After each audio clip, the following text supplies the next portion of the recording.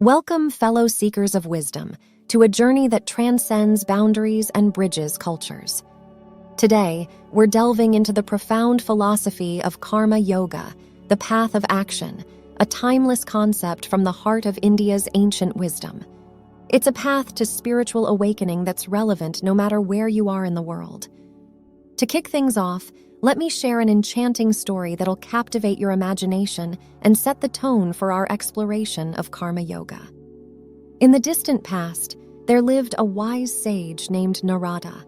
One day, he approached Lord Vishnu, the preserver of the universe, and asked, "O Lord, who is the greatest devotee in all of creation?" Vishnu smiles, "Narada, there's a simple farmer in a faraway land who is the epitome of devotion and embodies karma yoga." Intrigued, Narada set out to find this farmer. Upon reaching his humble abode, Narada was shocked to discover that this farmer, while toiling in the fields, was singing devotional songs and offering the fruits of his labor to the divine. The farmer's secret was simple. He performed his duty with unwavering devotion, and this, dear viewers, is the essence of karma yoga. Karma means action, and yoga means union. Karma yoga is the path of self-realization through actions. This philosophy emphasizes selfless action and performing your duties without attachment to the results.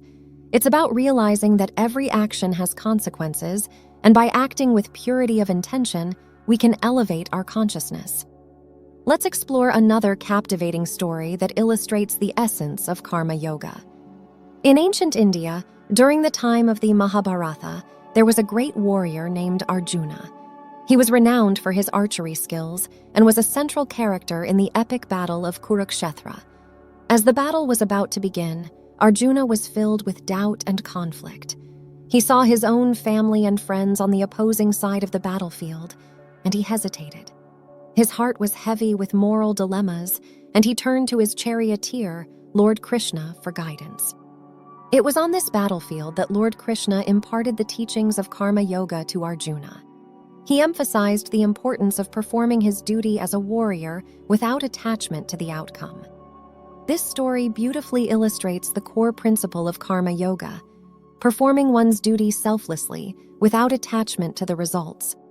Arjuna, as a warrior, had to fulfill his duty, and his internal struggle represents the inner conflicts we all face in our lives. Karma includes everything we've ever thought, said, done, or influenced in the past, as well as whatever we are thinking, saying, or doing right now. Therefore, it would be impossible to experience and endure all karma in one lifetime. Yoga philosophy believes that creation is an eternally recurring cyclic process. God isn't to blame for starting it or the good and bad things that happen. Instead, it's believed that our actions in past lives, known as karma, determine the happiness and suffering we experience in this life. We're responsible for the consequences of our own actions. In philosophy, karmas are also the reason for rebirth.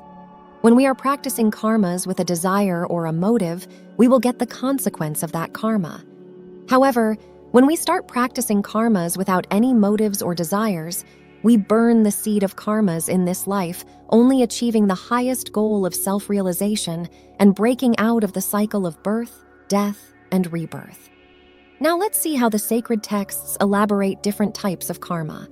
According to Bhagavad Gita, the most important text on yoga, firstly, there are good karmas that yield positive outcomes. For example, helping others. Secondly, there are bad karmas that yield negative outcomes. For example, stealing. Lastly, there are mixed karmas, which are goal-oriented actions where the result is more important than the actions. For example, working hard for a promotion. There's another type of karma explained, which is the aim of karma yoga, that is, akarma, that is detaching oneself from the desire of the result of the actions. In other words, selfless actions.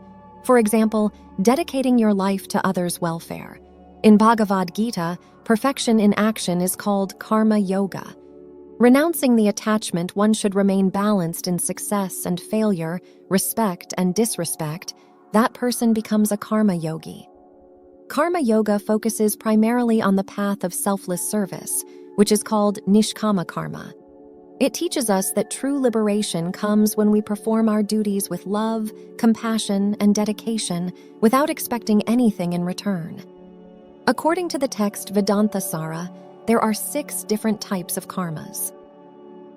First are daily routine karmas, like practicing truthfulness, non-violence, praying, etc. These are the practices like repaying the debts we owe to life for things like being born, getting an education, and having basic necessities like air, food, and sunlight. These rituals help us become more humble and less self-centered. They remind us that we achieve things with the support of society and that we are part of a larger interconnected universe. Second are the occasional obligatory karmas that an individual needs to perform or rites to be performed on special occasions, like naming ceremony, last rites, etc. Third are the rituals done for the fulfillment of desires. There is passion and attachment behind this karma, and the outcome of this karma may be positive or negative, resulting in strong reactions. Fourth are karmas which are forbidden by the scriptures and should be totally avoided by an individual. They include killing, stealing, consumption of alcohol, etc. Fifth are the rituals for cleansing of sins, just like confession and atonement in the Christian practice of religion. When we make mistakes or engage in wrong actions, we can make amends through sincere prayers and acts of penance, such as fasting or going on a pilgrimage. However, it's crucial to also keep a close watch on our thoughts and desires. True atonement happens when we restore inner purity and balance. The wise individuals of ancient times understood that everyone makes mistakes, and they introduced rituals to help people make things right. Sixth are selfless actions. Actions without expecting anything in return and are free from desires, which is the main message of this path to liberation. To work without any hidden motives, you have to practice not being too attached to outcomes. Attachment is what causes sorrow, so all actions should be done with a sense of dedication to a higher purpose. As they say, pay attention to your thoughts because they turn into your words. Be mindful of your words because they lead to your actions. Monitor your actions because they shape your habits. Your habits define your character, and your character ultimately determines your destiny. Since our thoughts shape our lives, having pure thoughts leads to selfless service, where we work for the benefit of others without seeking personal rewards. Now let's make this ancient wisdom relatable to our modern lives. Whether you're a student, a parent, a professional, or anyone with responsibilities, you can practice karma yoga. It's about finding purpose and meaning in your everyday actions. Set clear intentions. Understand why you're doing what you're doing and align your actions with your values.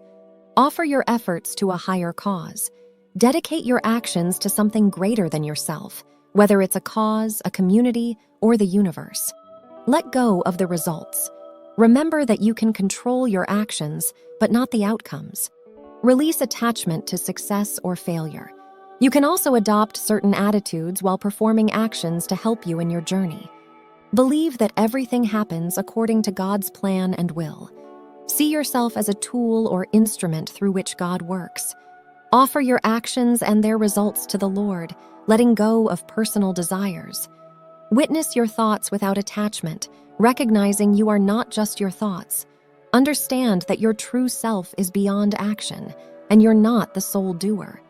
Realize that you're not here to solely enjoy the fruits of your actions. Recognize that the inner workings of nature, both subtle and gross, happen independently, while your true self remains untouched and unaffected. So, as we conclude this exploration of karma yoga, remember that it's a timeless philosophy that transcends borders.